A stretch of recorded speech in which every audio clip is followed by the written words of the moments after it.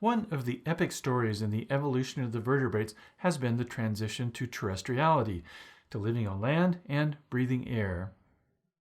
Vertebrates originated in the sea, breathing water through gills. Beginning about 370 million years ago, in the Devonian period, these water-breathing creatures began to come onto land, breathing air through lungs.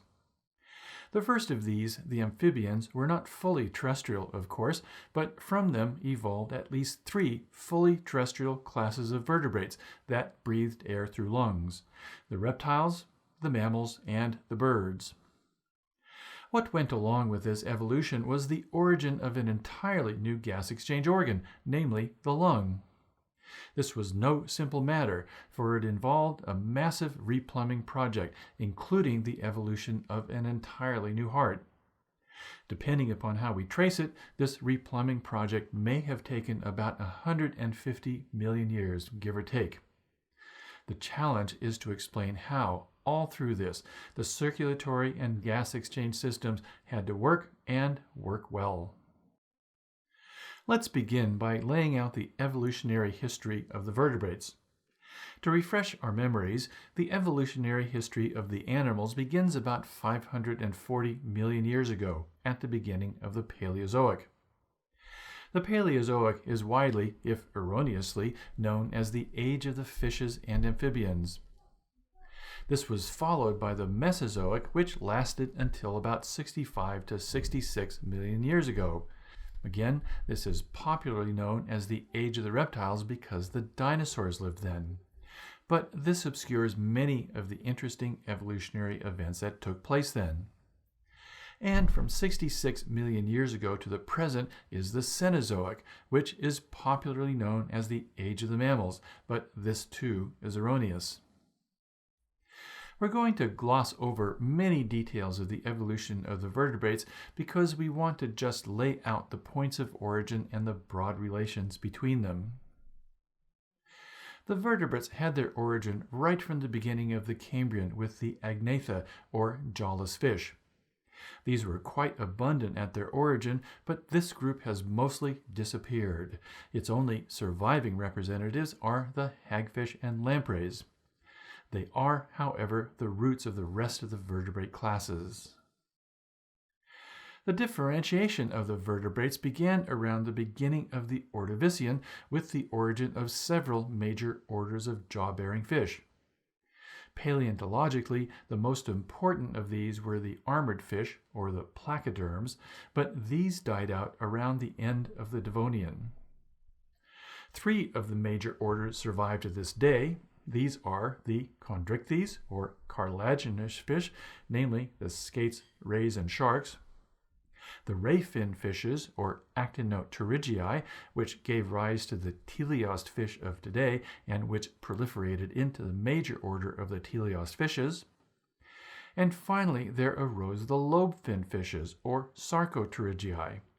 These fishes were the origins of the terrestrial vertebrates, or the tetrapoda. The tetrapods arose in the early Devonian period, and these quickly differentiated into several important groups. The labyrinthodonts gave rise to the modern amphibians, the salamanders, the frogs, and the so-called legless salamanders, or caecilians.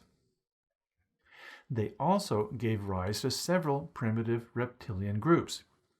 The 2 that are important to our story are the Sarapsoda, or the mammal-like reptiles, which arose in the late Carboniferous and which were the dominant terrestrial animals throughout the Permian.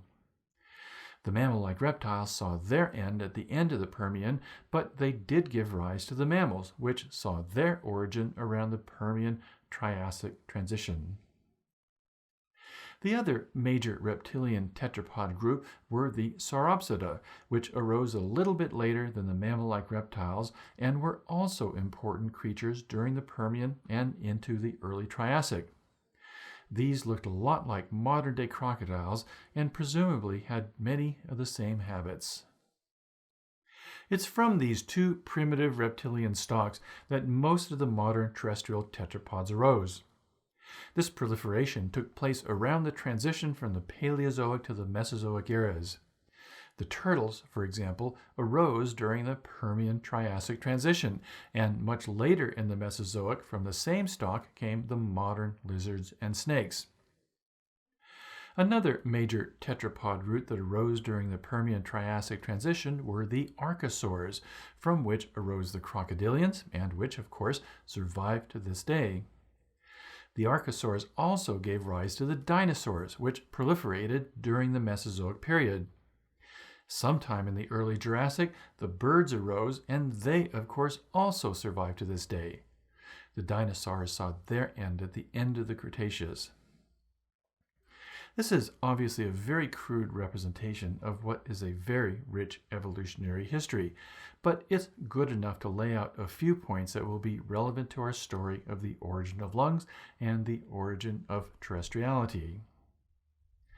The most significant evolutionary development, the one that enabled the evolution of true terrestriality, was the origin of the amniotic egg, which arose early in the evolution of the tetrapods and which differentiates the amphibians from the truly terrestrial vertebrates, the reptiles, birds, and mammals.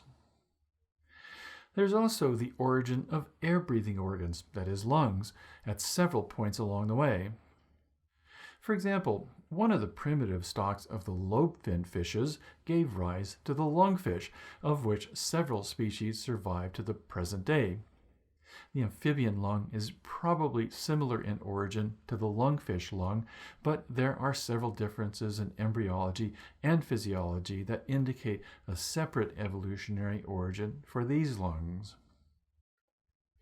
In the stock of tetrapods that gave rise to the primitive reptiles, we saw the origin of one kind of lung called a pharyngeal lung, so called because it has its origins in a new outpocketing of the pharyngeal region.